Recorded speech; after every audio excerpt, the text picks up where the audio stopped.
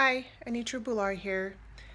The video for week 6 is the digestion process. So for eating cheeseburger or veggie burger, um, we would start by taking a bite, and then our teeth would help us to chew the food in order to break it down into smaller pieces so that we do not choke on it when we swallow. The salivary glands also releases the saliva that helps in that process by softening the food and helping to break it down further so that we can swallow it more easily. Um, so our tongue then pushes the food through to the pharynx, and then it travels on to the esophagus. There is an upper esophageal sphincter, which is a valve that opens up to allow the food to go into the esophagus. And I believe that same valve helps to prevent it from going into the wrong direction, which would be into the lung area, which would not be good. So it continues through there to the esophagus, and then on the other end of the muscles of the esophagus contract, continue to push the food through to the lower end of the esophagus, where there is a gastroesophageal junction. And then the lower part also has at that junction, there's a lower esophageal sphincter valve that will open up and then actually allow the bolus or whatever, the food, to continue on down to the stomach. The walls of the stomach contracts and continues to move the food along. And then there's the glands that are in the stomach and the walls of the stomach that releases the hydrochloric acid and mucus, and these things help to break down the proteins and fats in the food, that are nutrients that our body needs.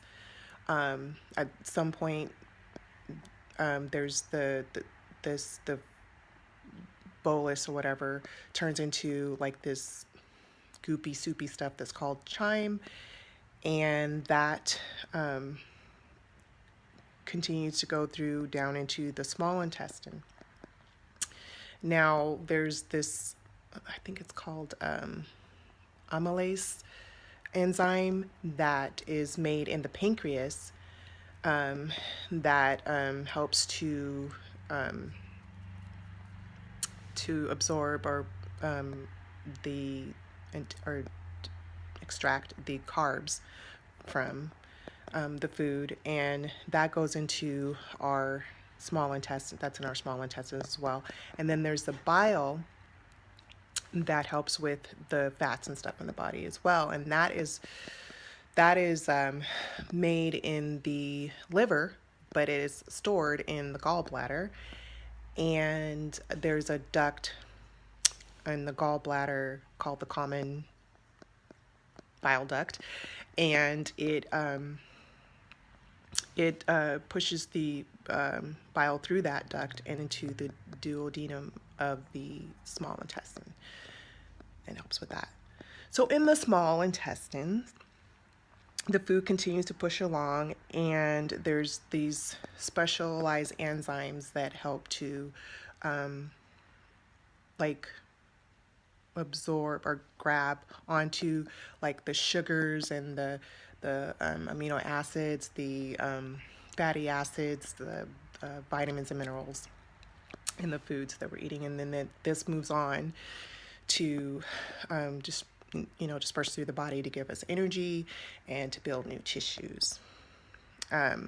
What is left that's not being used or is indigestible then continues on to the large intestines or colon.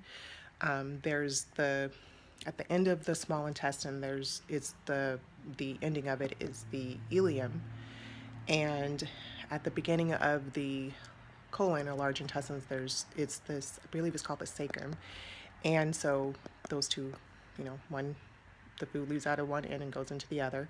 And so in the large intestine, it contracts and it squeezes and makes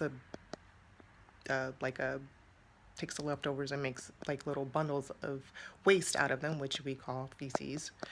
And from there, the muscles of the rectum contract, and the feces passes through the rectum, and yeah, and then that pretty much completes the process of our digestion. I think that's it. I got everything. Okay, thank you.